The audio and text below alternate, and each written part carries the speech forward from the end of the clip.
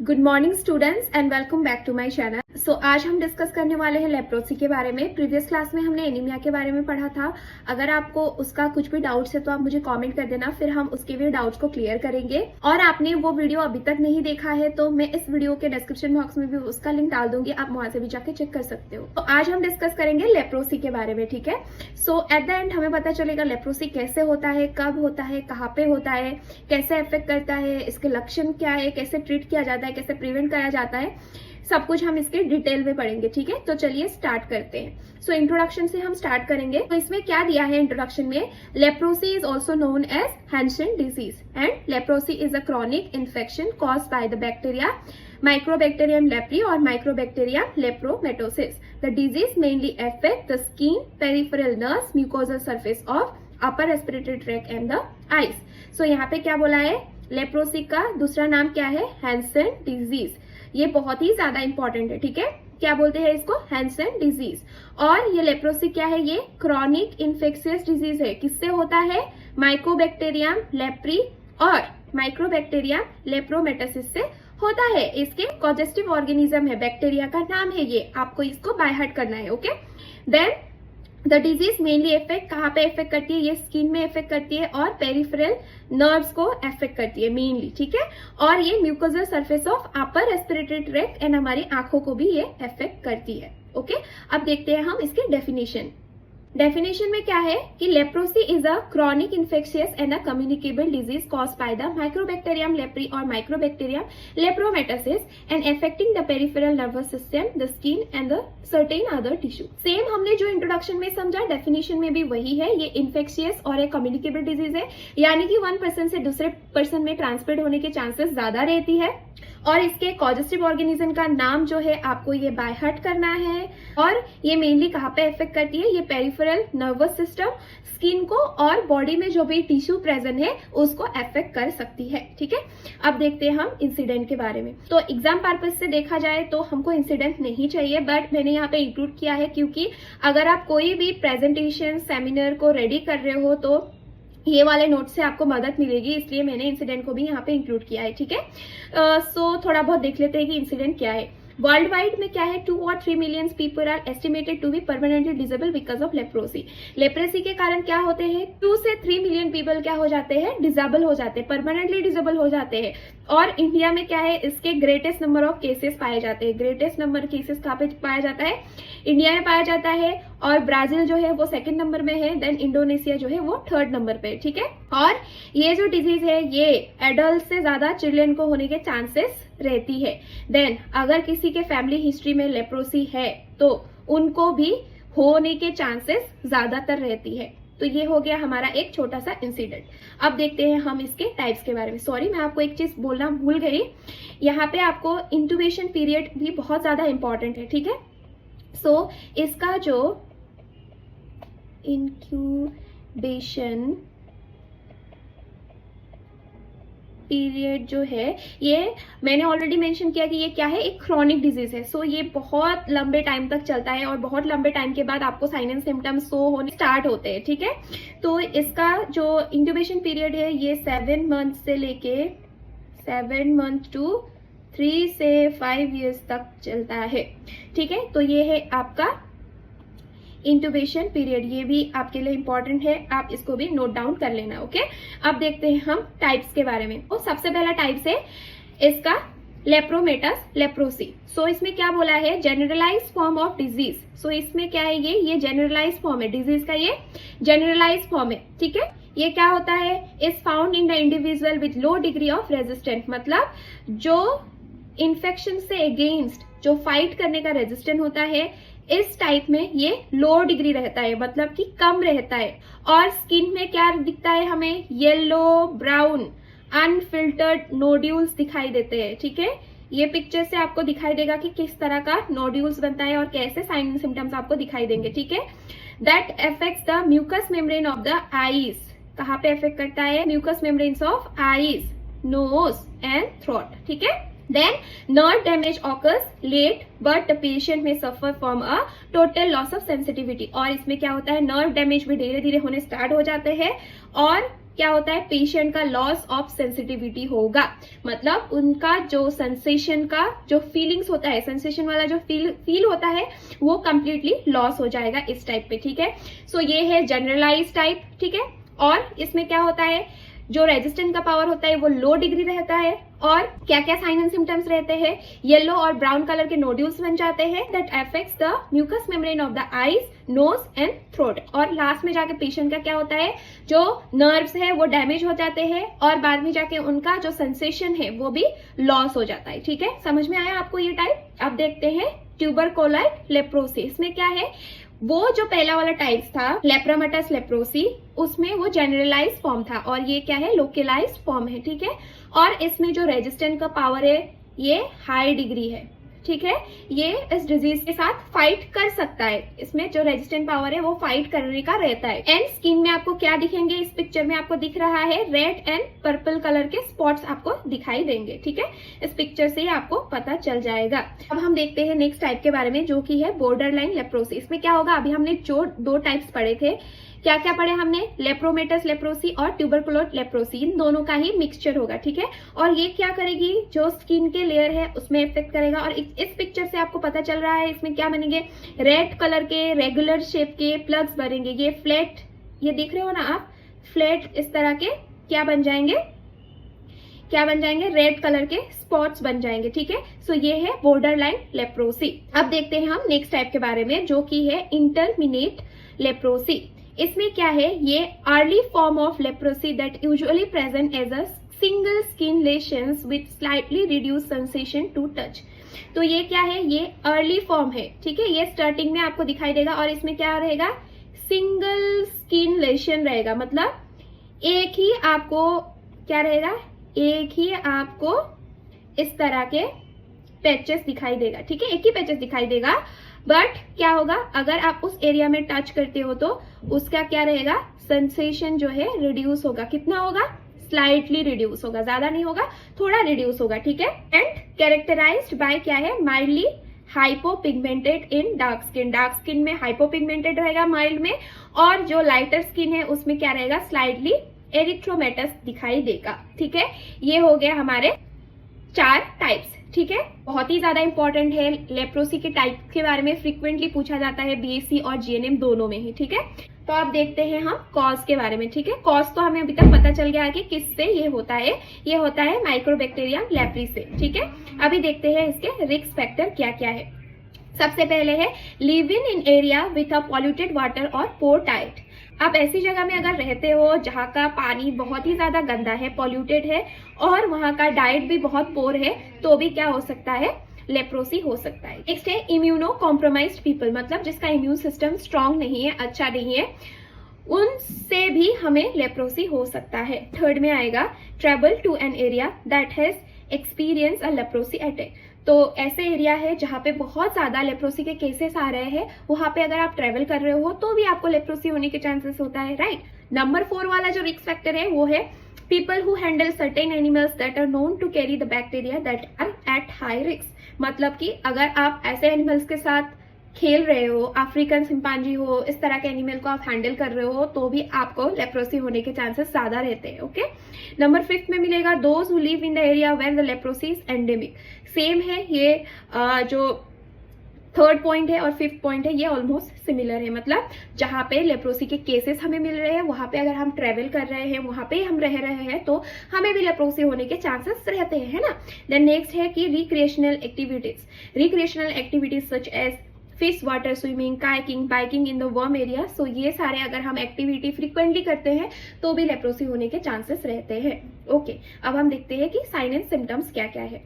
सो सबसे पहले लिखा है कि symptoms can take 2 to 26 days, average 10 days to develop and may include.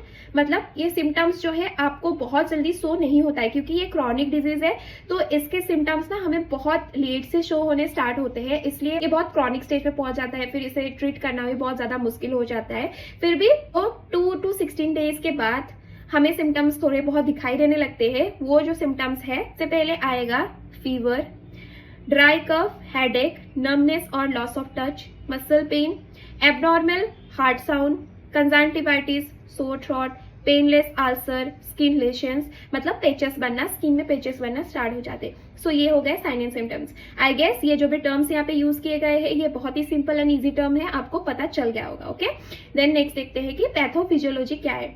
सो सबसे पहले क्या है, mycobacterium leprae enters the body, मतलब जो भी कॉजेस्टिव ऑर्गेनिज्म है वो हमारे बॉडी के अंदर चला गया है। थ्रो कैसे चला गया है, स्किन से या नोज से, थ्रोट से, किसी से भी क्या है हमारी क्या है बॉडी के अंदर वो चला गया है। देन क्या होगा, पेरिफेरल नर्व्स में ये अटैक करना स्टार्ट करेगा, मतलब पेरिफेरल नर्व्स में वो ज्यादा इफेक्ट करता है, हमने अभी पढ़ा है ना।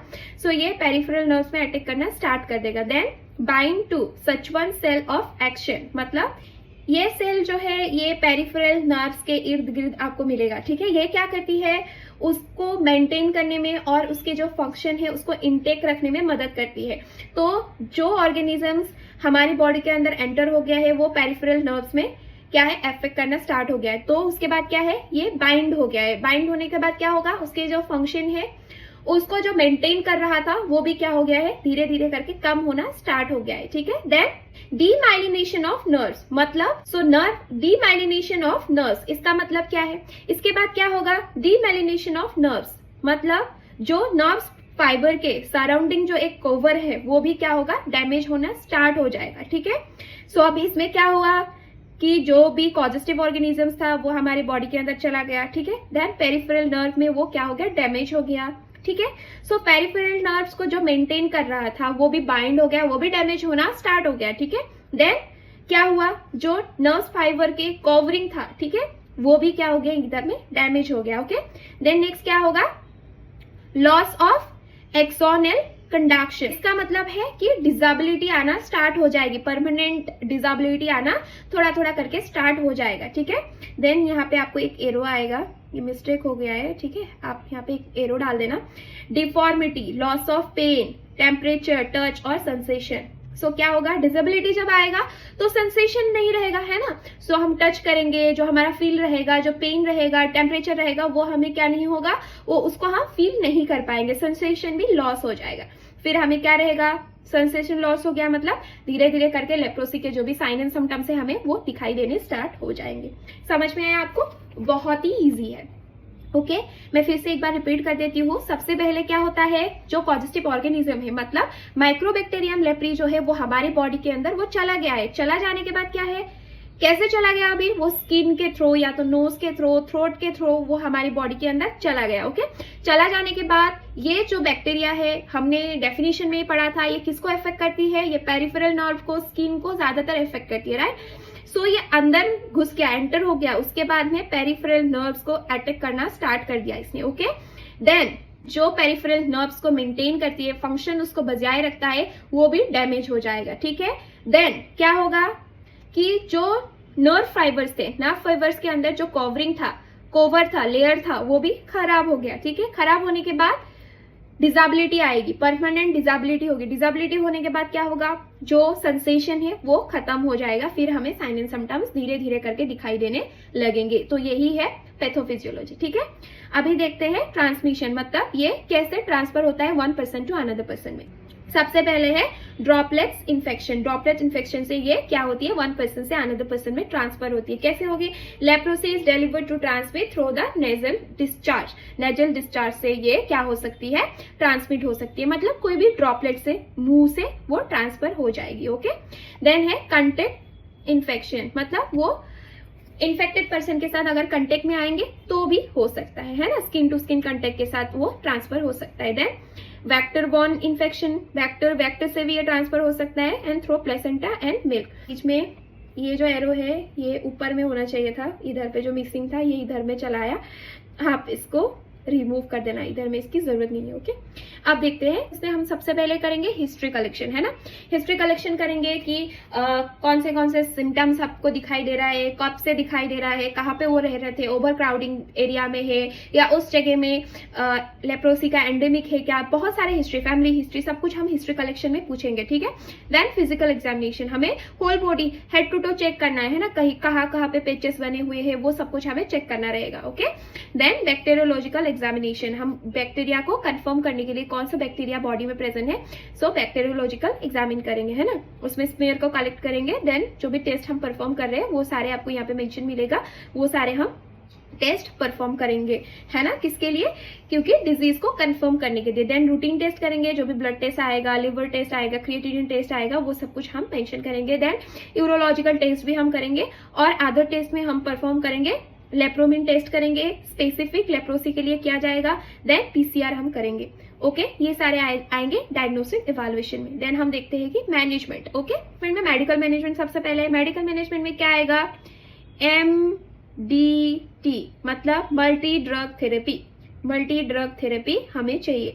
सो सबसे पहले हम उसको देंगे रिफाम्पिसिन। देन ड्रेप्शन। ड्रेप्शन क्या है, ड्रग ऑफ चॉइस है।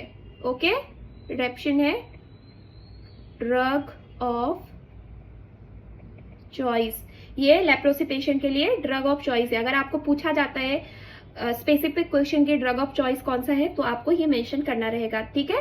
देन क्लोफाजिमाइन, इथिनोमाइड, देन क्विनोनॉन्स, देन माइकोसाइलिन एक्सेट्रा, ये सारे क्या है कि ड्रग्स यूज किया जाएगा लेप्रोसी को ट्रीट करने के लिए, ठीक है। देन कोर्टिकोस्टेरॉइड ऑल्सो हम यूज करेंगे। These are use to treat the nerve damage associated with the leprosy. Nerve damage जो हुआ है उसे ट्रीट करने के लिए हम कॉर्टिकोस्टेरॉइड का भी यूज करेंगे। देन एस्पिरिन का यूज करेंगे, जो इन्फ्लामेशन हुआ है उसको रिड्यूस करने के लिए यूज करेंगे। सेम यहाँ पे भी वही एरो आ गया है, आप इसको भी क्या करो, रिमूव करो, ठीक है।